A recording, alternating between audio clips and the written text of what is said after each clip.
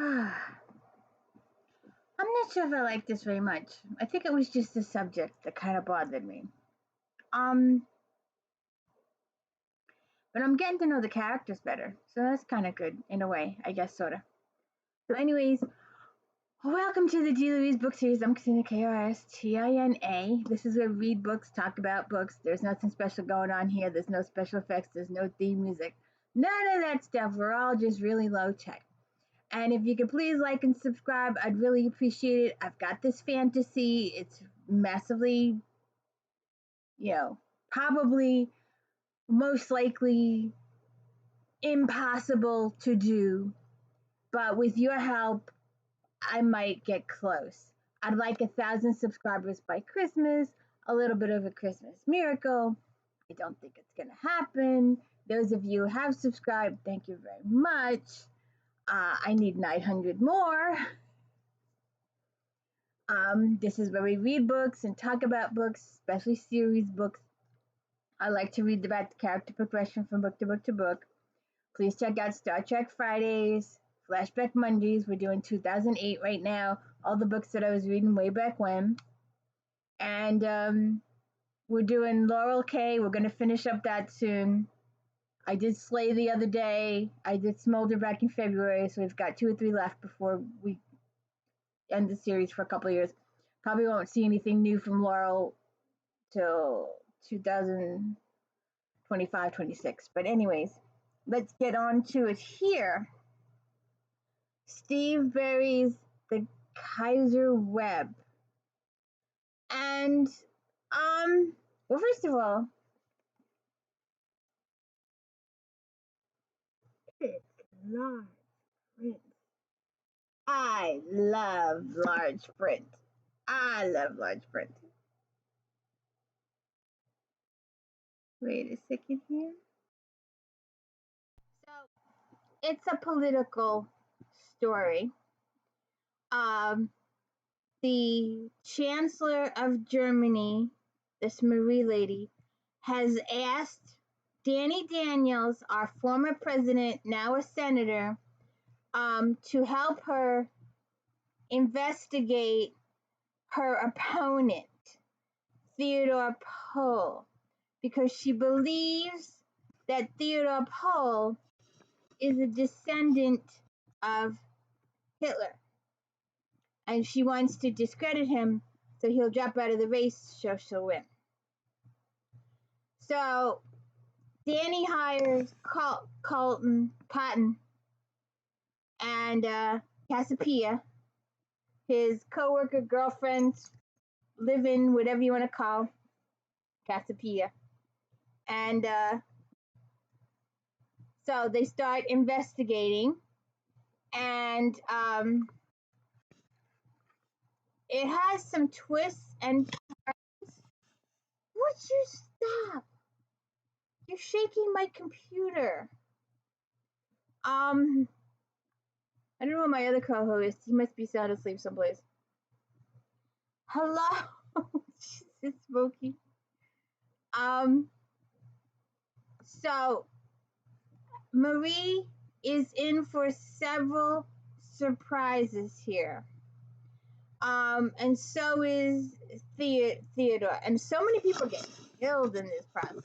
To hide the secrets, to cover this up, people die. But the book has you leaning towards one scenario. And I'm still a little confused. I might have to reread a chapter or 2 at the end there.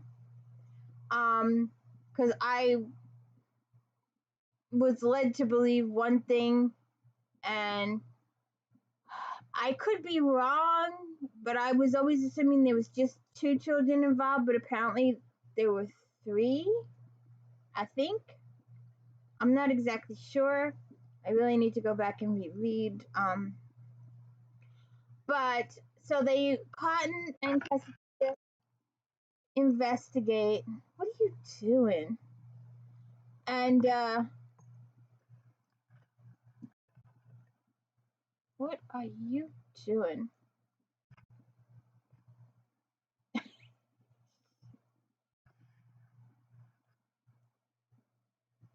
You're too low to the ground. I'm never gonna get you on camera.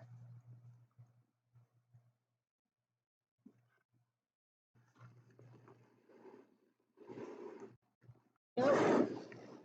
See? She doesn't like being on camera. So where was I?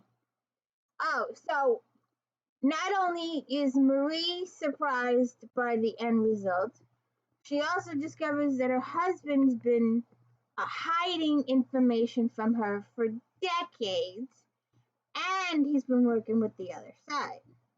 And the other side, Mr. Pohl, has uh, so much uncovered. It's just there's so many.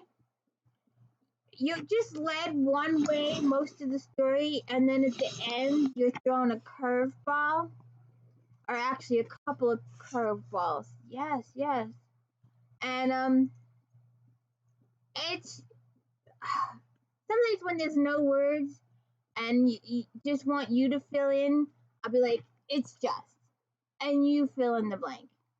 Um, so Cassiopeia and Cotton go all over they go to South America, they go to Chile, they go to Africa. And they're doing all this stuff because Marie wants them to find the truth. And they do, but it's not the truth that Marie was looking for. It comes out, and sad to say, there's just everybody dies. Sorry, spoiler. They find out the truth. You know, it's fictional truth. Barry made it up, but it's still interesting, and some of it's a little hard to follow because everybody's got a different. Someone comes up and goes, "I know the truth," and it's X, Y, Z, and that's only a piece of the truth. And it's interesting. It turns out that, well, maybe I don't want to spoil it, but it's just, yeah, I don't want to spoil it because I'd really like to talk about it, but if you haven't read it, although you probably have by now, this is a couple years old. I believe I'm correct in interpreting that Elizabeth and Theodore, not Elizabeth, Marie and Theodore turn out to be half siblings, if I'm interpreting this correctly. And there's billions of dollars out there that will go. I don't know what will happen to it. But everybody ends up dying at the end because nobody can handle the real truth. But it's a good story. I got through it in a couple hours. I was pulled in. I really wanted to know what was going on, and then the last couple of chapters threw me for a loop. I didn't see it coming. So anyway, check it out. Come here. Come here. You're driving me crazy. Come here. Come here. What?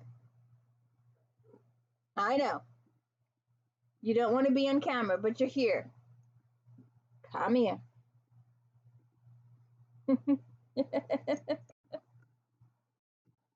Stop marking my computer. What? Come here. Are you done? Sorry. It was a good book. So check it out. The Kaiser's Web, Steve Berry, and I'm still a little miffed at the presidentials way back when who ignored the stuff. I think we should have gotten involved in the situation sooner, but because millions and millions and millions of people died, and I'd really rather not talk about it. It's very sad.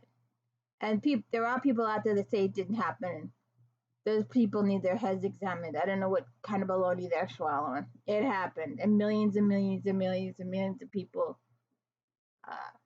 just died because of it. And if that that Doc Brown talks about the time continuum, and if you go back and change one thing, it could change a whole bunch of other things with the Back to the Future premise. If you could go back in time and you couldn't change anything with yourself,